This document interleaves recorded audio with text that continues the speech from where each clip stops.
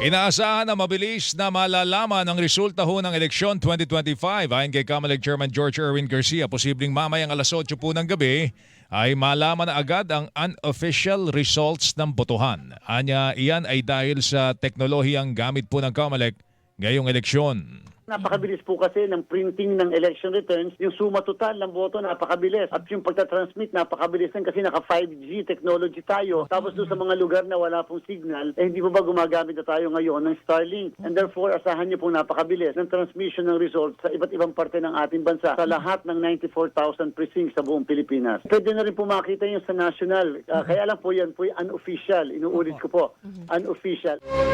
Ngunit nilinaw ni Garcia na magiging opisyal lamang ang resulta kapag dumaan na po ang mga boto sa Municipal, Provincial at National Board of Canvassers. Posible naman na niyang abutin ng hanggang 1 linggo bago maiproklama ang mga nanalo sa eleksyon 2025. Mga 1 linggo po pwede natin maiproklama yan. Baka mas mababa pa sa isang linggo. Nung nakaraang eleksyon kasi, mga 7 araw eh. So ito po hopefully, siguro po hopefully maabot natin ng 4 hanggang 5 araw nakapagproklama na tayo. Kaya lang, remember po, may mga results din galing from abroad sa iba't ibang post. So meron po tayong 93 post abroad and therefore inaasahan natin yung 93 post magpapadala rin ng kanilang results. Tinig po ni Comelec Chairman George Erwin Garcia.